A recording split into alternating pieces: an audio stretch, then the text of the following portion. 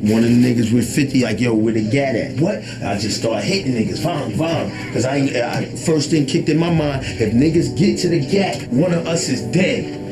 But I felt the gat was in the area and niggas was reaching for it. Know what I mean? And I wasn't letting nobody get to their gun to pop me. Know what I mean? So I started poking niggas straight up and down. And that's the whole truth, nothing but the truth, so help me God. Word to God, fucking snitch ass nigga 50 Cent. In the fight, 50 Cent was stabbed, and those wounds, while minor, needed several stitches. Black Child was arrested for the stabbing. Lawyers let us know, niggas was pressing charges. Niggas said that I stabbed them, and then I stabbed a few people and all that. They gave a statement on me. That's the statement that's floating around, that some people don't think is a real document, but it's a real document. The source claims to have, quote, obtained and verified, unquote, these documents in its February 2003 article on Ja Rule. What I'm holding in my hand, I'm gonna leave with you, man, is an order of protection. An order of protection for Irving Lorenzo to stay away from Curtis Jackson. That's 50, y'all. AKA 50, AKA informant, AKA I'm telling. In the March 2003 XXL magazine, 50 Cent claimed that the letter of protection was a publicity stunt designed to boost Ja Rule's image a week prior to the release of Rule's The Last Temptation. You little bitch! Try to jump off like it's a promotional stunt. 7 days before your album drop, huh, you little bitch? Order of protection. From who? Who I need order protection from, nigga? Your little, oh man, motherfuckers, man. He's a clown for denying it. Cause like anybody that really wanna dig is gonna find out it's true. So how you gonna deny a fact? I had called my lawyer and said, yo, send me a copy over them. And we started letting the copy circulate to expose what type of person this, what type of individual 50 is, because he running around portraying a thug and all that. See, if he was rapping about club music and itchy eye, yay, and some party jump off, he'd be cool, but you can't talk like a gangster and you a snitch. XXL also investigated the controversial order of protection and reported that neither the officer nor his precinct actually exists. I smell pussy, is that you, I smell pussy, is that you, Jai? I smell pussy, is that you, Blay? I smell pussy, is that you, Ty? Y'all niggas is pussy. If I smell pussy, is that you, Ty? And Irv, and he said Jai, and he said my name. Once he said my name, that's it. I look, come on, man, I'm from the streets. I gotta walk down the streets. Niggas like, yo, what's up with 50 getting at you, Black? Well, listen, I'ma get at 50. He's the real wankster. Now stab you up, don't make me gun you down. Your whole career's nothing but a publicity stunt until I kill you and give you the publicity you want. Yeah. Both the source and XXL's story obscure the issue. The order of protection does exist, though it's not clear it was at 50 Cent's request. Detective William Fitzgerald does exist and works out of a precinct just blocks away from the Hit Factory. 50 Cent maintains that the emergence of the order of protection after more than 2 years is just a publicity stunt to give Ja Rule street credibility.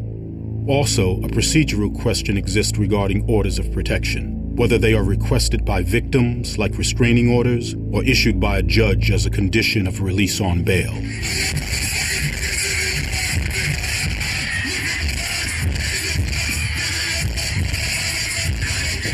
Ain't none of them niggas can't make a record that makes them relevant. Make a hit record, and then I go back and forth with you all day. Other than that, when I throw a blow at your punk ass, you just eat it. You just accept it. Because you ain't shit, nigga. And you starving. When I go through the hood, it's because I'm so hood. When you in the hood, it's because you stuck in that motherfucker. Man, I don't got nothing to say to that cat. I heard he got a new joint on the radio talking about I'm in the hood because I don't got no choice. Man, I'm in the hood because I'm going to make a difference in the hood, man. You know what I mean? I don't really got nothing too much to say to him, man. Straight up, it ain't really nothing to talk about. However, whenever, whatever, man. You know what I mean? I ain't on it riding around spending my time. I ain't even going, I don't got nothing to say. I don't got nothing to say to that clown, man. I can't say that I can resolve a situation or a beef with somebody that I can't stand this nigga. You understand what I'm saying? Like, it's not this ain't WWF. It's not like I just got rap beef with this nigga. I don't like this little nigga. You know what I'm saying? For pretending so much, it makes me sick.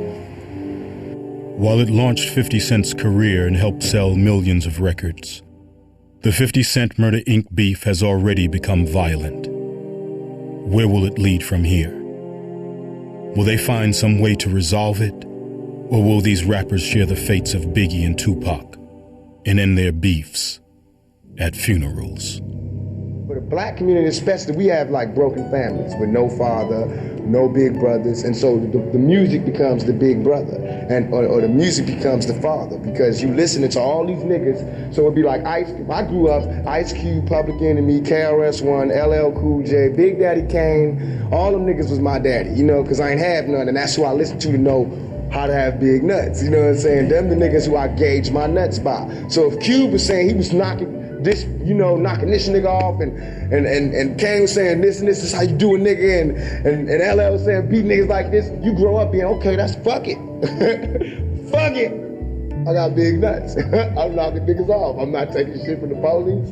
Cube told me this, the bitch is a bitch, and I'm not fucking with these hoes. You grow up and you get the lessons that you would have got from your daddy, but you're getting it from niggas because they got it from their daddy, and they spitting the game. So the game is the music. And it's like you're paying $10 for a whole lifestyle of games. The spoken word is very powerful. Extremely, probably the power of the universe. Criminal Minded. There's a picture of him holding 9mm. In 1986, Boogie Down Productions, KRS-One, and Scott LaRock released their debut album, Criminal Minded. A year later, Scott LaRock was shot and killed. When you don't use your words correctly or wisely, the results are catastrophic. And so we put out Criminal Minded. Scott gets killed. What do you expect? Niggas getting killed in the rap game faster than they getting killed in the drug game. As more and more artists become obsessed with their own deaths, does this obsession become a self-fulfilling prophecy? This is my last album. It's over, man. It's over, man. Tupac actually believed that he would not only not be here long, he believed that he would be murdered by someone that he did not know. He believed that he would be murdered by someone who wasn't a huge, big, important person, but it would be, as he said, a nobody and anybody will walk up to him and, take him out. Because Tupac believed that anybody could be touched. And by touched, he meant that's the whole point. You know what I mean? As if you can be touched, that's it. You can be killed. I think about Tupac Shakur, that's all he talked about. I mean, listen to his music, he talked about dying and death over and over again. And when you put it out there that much, man, I think it's going to happen sooner or later. If you speak death, it's going to end up at your door. Any nigga that think while I'm gone they gonna take my spot, they mistaken. You know what I'm saying? My spot is wedged in and it ain't going nowhere. You know what I'm saying? I'm coming right back to my place. Anybody that's in it, they gonna have to move. Really, if you tell me, such and such, I heard some dudes from over on such and such said they trying to kill you or they gonna get at you. I'm like, so what? Tell them, come on. I ain't got no control over the situation. If I let what you say to me fuck with my emotions where I can't go make some new music or I can't go do nothing because I'm thinking about what you just said, I'm the idiot.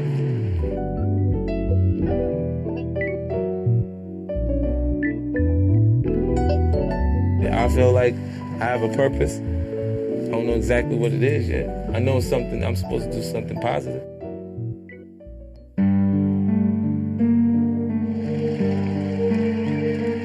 While the continuing competitive rivalry in hip-hop has created some of the most exciting music and raised the level of the game, the tension between artists and their communities has escalated.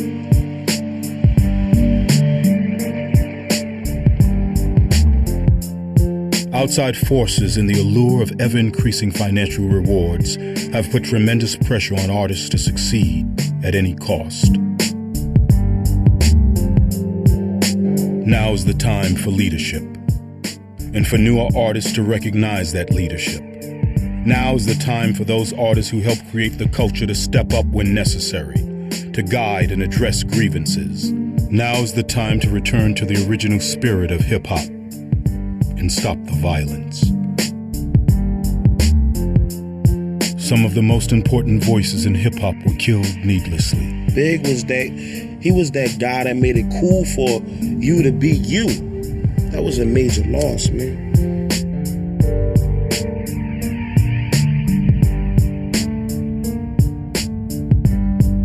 voices that can never be replaced. It was fucked up, man, that somebody that stood for so much had to die for something so small. What will be the legacy of their deaths? I wish that my son was here and that he could go and lie down in my bed and come out of my room and say, "Ma, what'd you cook?" I miss him. I miss my son.